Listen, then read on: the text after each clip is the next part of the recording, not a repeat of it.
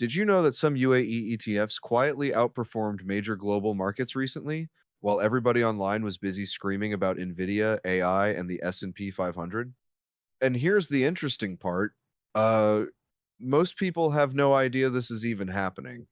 But wait, uh, it gets more surprising later in the video when I show you which Emirates ETFs actually beat expectations this year. While Finance YouTube keeps talking about US tech stocks 24/7, Dubai and Abu Dhabi markets have been putting up seriously impressive numbers. Some UAE focused ETFs delivered returns above 20% recently, and most investors still completely ignore them. Now, here's what we're going to cover today: what UAE ETFs actually are, why big investors are suddenly watching Dubai and Abu Dhabi, Emirates ETFs versus USA ETFs like VOO and S&P 500, the hidden risks nobody talks about, and how people from the UAE, USA, and Canada can invest step by step. But first, go grab something to drink, smash the like button so this video can reach more audience.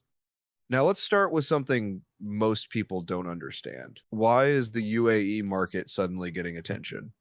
The UAE has been transforming itself into a global financial hub at insane speed.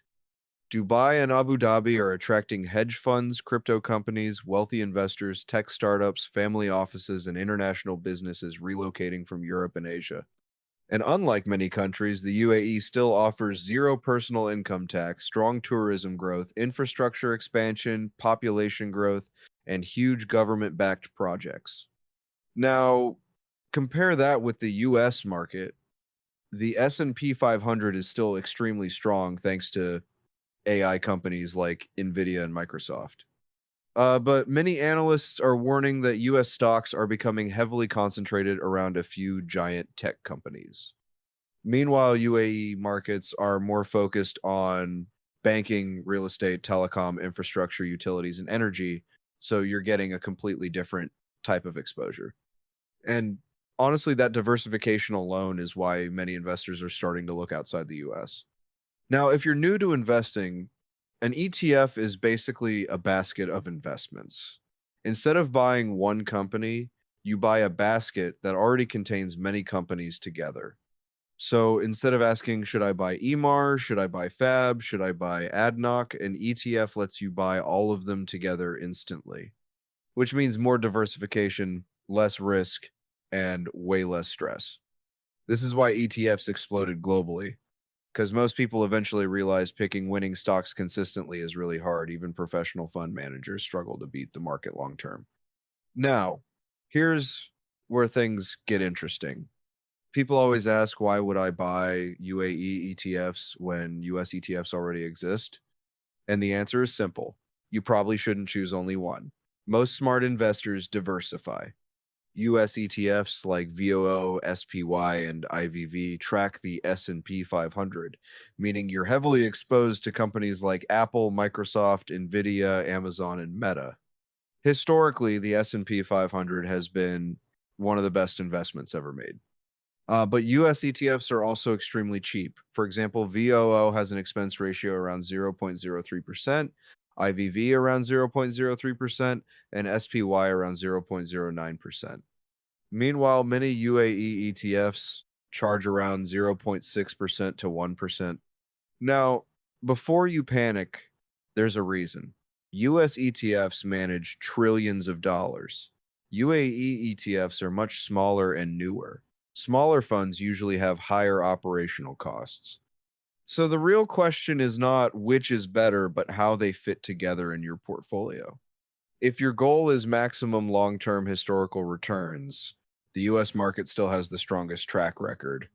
But UAE ETFs are about diversification, regional growth, dividends, and exposure outside US tech dominance.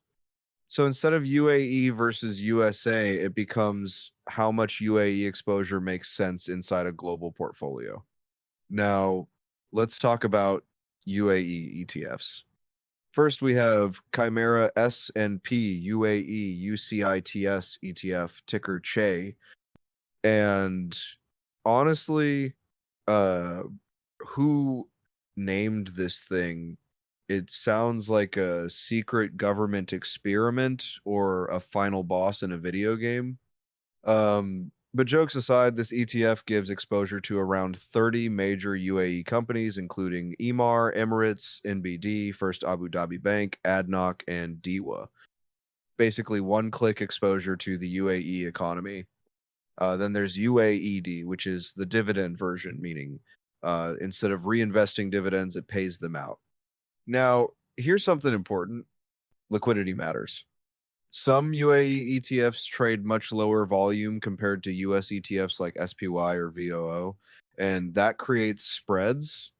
For example, SPY trades extremely liquid, so you can enter and exit positions almost instantly with tiny price differences. But smaller ETFs can have wider spreads, meaning you might buy slightly higher and sell slightly lower. That hidden cost can matter more than the expense ratio sometimes. So always check volume, spreads, and liquidity before investing. Now, let's be realistic about risks. The UAE market has concentration risk because it's heavily weighted in banks, real estate, and government linked companies. So if property slows down, the market feels it. There is also liquidity risk in smaller ETFs and geopolitical risk in the region. But that doesn't mean avoid it, it just means understand it and never go all in on one country. Looking at performance in 2025 so far, the iShares MSCI UAE ETF has, at certain points, performed better than US ETFs like VOO and SPY. It delivered returns that crossed the 20% range during strong phases of the year, while the S&P 500 stayed in more moderate double-digit gains over the same period. The UAE ETF also showed relatively smoother performance in some market swings, which helped it hold gains better during short-term global pullbacks. Overall, while both markets performed well, the UAE ETF had moments where it clearly outpaced US index ETFs in 2025 so far. Now, how do you actually buy these ETFs? If you're in the UAE, you can use platforms like Interactive Brokers, Sarwa, eToro, FAB Securities, Emirates NBD Securities, DFM apps, or ADX apps. If you're in the US or Canada, you can usually access them through Interactive Brokers, Charles Schwab International, or some Canadian global brokers. But always check taxes, fees, currency conversion, and ETF availability. And here's something most beginners ignore: fees quietly destroy returns over time. Now, final thoughts.